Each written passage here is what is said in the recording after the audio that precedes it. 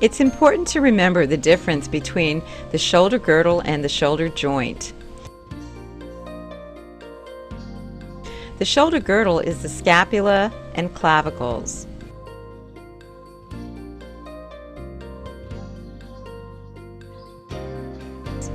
The shoulder joint is where the head of the humerus fits into the glenoid fossa created by the shoulder girdle.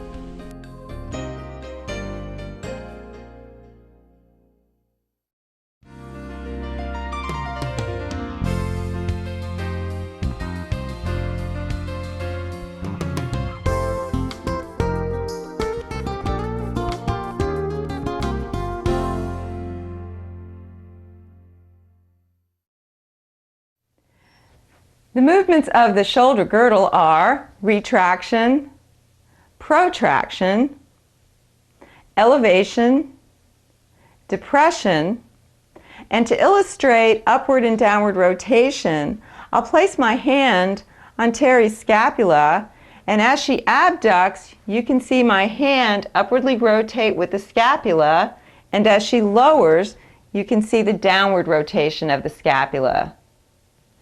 The movements of the shoulder joint are flexion, extension, abduction, adduction, internal rotation, external rotation, and finally circumduction, which can look different, like a shoulder roll, or like you're doing a backstroke, or like you're doing a forward stroke.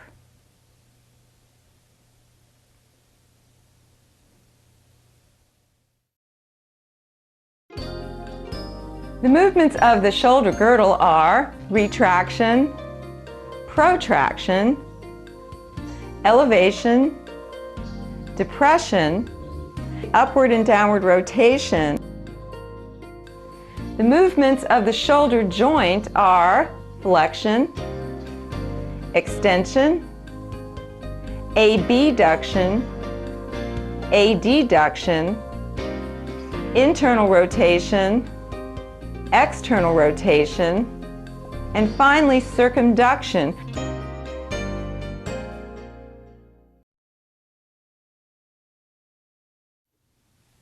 The shoulder girdle and the shoulder joint dance a lovely duet called the scapulohumeral rhythm. In order for the humerus to abduct higher than 90 degrees or flex higher than 45 to 60 degrees, the scapula must get out of the way in order to accommodate the head of the humerus. Upward and downward rotation of the scapula accomplishes this. We'll use abduction as our model. As the humerus rises towards 90 degrees, the head of the humerus approaches the acromion process. The scapula, specifically the acromion process, must get out of the way in order for the humerus to go above 90 degrees. Otherwise, the head of the humerus and the acromion process have an unpleasant collision, as you see on the graphic on your screen.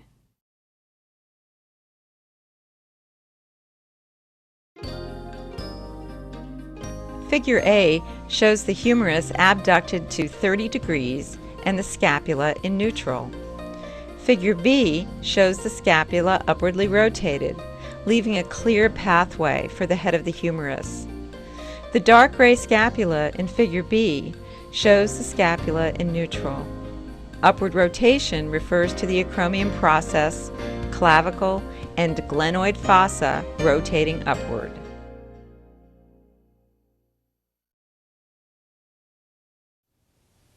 You can feel the upward and downward rotation of your own scapula.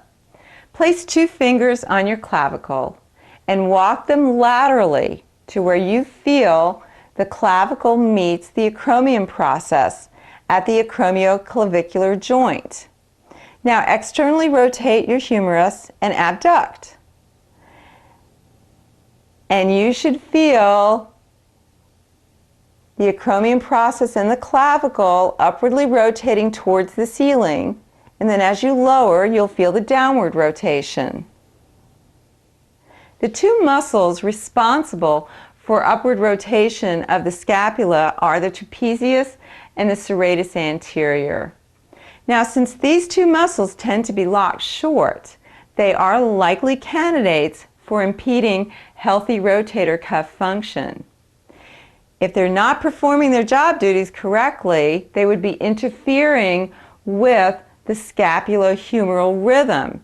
So perhaps the scapula isn't upwardly rotating soon enough, thereby causing a small collision of the head of the humerus with the acromion process, resulting in impingement syndrome. Impingement syndrome affects the long head of the biceps, the subacromial bursa, and the supraspinatus tendon. Now, impingement syndrome can also be caused by too many years of internally rotating and abducting the humerus, and we will discuss this next.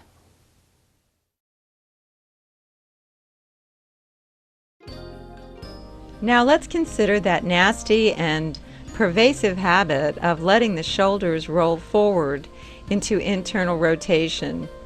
Study the graphic on your screen and notice the position of the greater tubercle.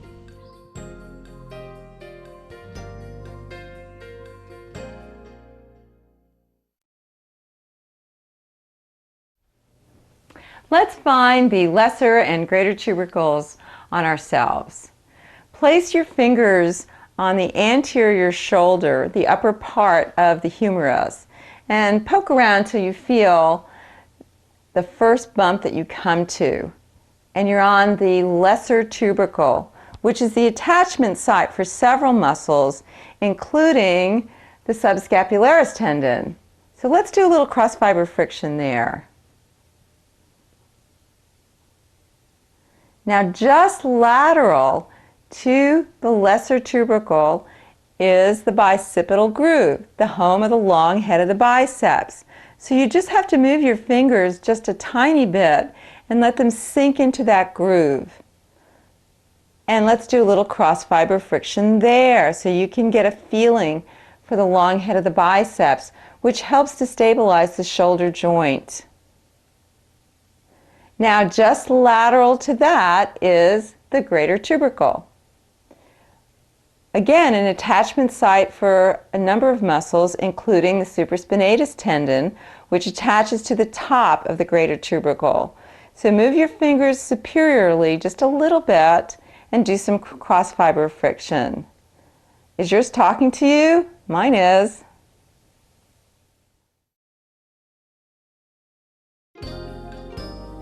The graphic on your screen shows the humerus in a neutral position. Notice that part of the clavicle has been removed to better show the structures of the supraspinatus muscle and tendon and the subacromial bursa.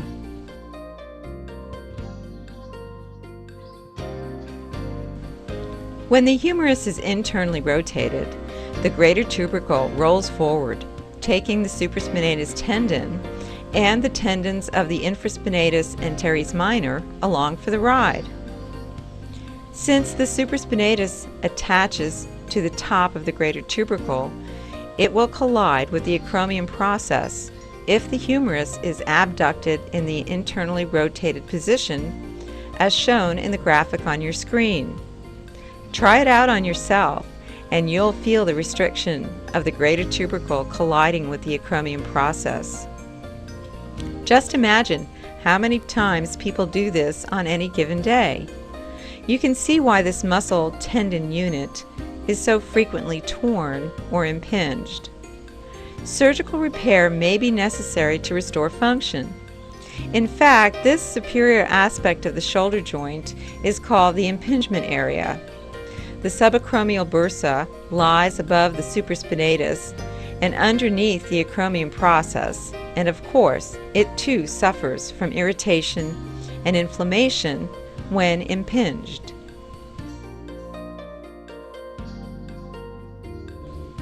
Let's turn our attention to the long head of the biceps. The short head of the biceps has been cut out of the graphic on your screen. Habitual internal rotation will cause that tendon to rub against either the lesser or greater tubercles, causing micro-tearing, impingement, and inflammation. Internal rotation is our friend. It allows us to do many movements, but it's not a friendly position to call home. Home position for bones should be in neutral. In neutral, our wonderful bones can be the weight-supporting structures they were designed for and transfer weight through the center of the joints. With our bones centered in their proper homes, our muscles can cease to be weight-supporting structures, giving them the freedom to move our bones and allowing us to move with greater ease and vitality and to express ourselves through our bodies. You've just seen some graphics which illustrate what structures are at risk when you internally rotate and abduct your humerus. So let's try it on ourselves right now. Internally rotate and abduct one of your arms, and right about 90 degrees you're going to feel a little impediment or a little block in the movement.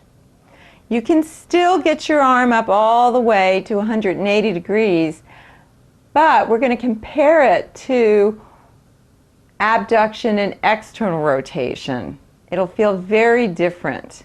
So now externally rotate your humerus and bring your arm up. Feels very different, right? It's an easy, fluid, graceful movement. Now let's do the same thing with the humerus in neutral. Again, feels very different than the internal rotation and abduction. So what you're feeling when you internally rotate and abduct is the greater tubercle colliding with the acromion process. Remember our friends, the Bulldog and the Great Dane? Well, we're going to revisit them right now. I'll review what they look like. In Bulldog, the elbows are bent, the head of the humerus is internally rotated, the scapula is protracted, and the weight is being transferred in a zigzag manner, requiring the muscles to do some of the work of the bones. Whereas in Great Dane, the elbows are lengthened, the triceps are spiraled in towards each other, and the scapula is retracted. Now notice that all my joints are lined up and my wrists are not ahead or in front of my shoulders. So the weight is being transferred through the center of the joints here. A great easy assessment tool that you can use with your clients is to ask them to get down on their hands and knees. And you'll be surprised how many people go right into Bulldog. So it's a great opportunity to educate your clients about the do's and don'ts of shoulder mechanics and to increase proprioception in that area. I do want to take a minute here and talk about a common yoga pose that's done in almost every Hatha yoga class, and that's downward facing dog. And this is the pose where I injured my rotator cuff. So in downward dog, the wrists are in front of the shoulders and the hips are piked up. So you want to educate your clients to really spiral those triceps into each other and squeeze the shoulder blades together, anchoring them on the rib case, and to maintain that during the whole pose. Another easy assessment tool that you can use with your clients is to ask them to pretend to reach up and get a coffee cup that's on a shelf above them. And here's what to look for. Does your client reach up directly through flexion to get that coffee cup in what I call the Heil Hitler movement? Or does your client go through an indirect route through abduction and internal rotation? Which do you think is the least stressful, more efficient movement pattern? If your client reaches for that coffee cup, Via internal rotation and abduction, you've just identified an important causative and perpetuating factor in their shoulder dysfunction.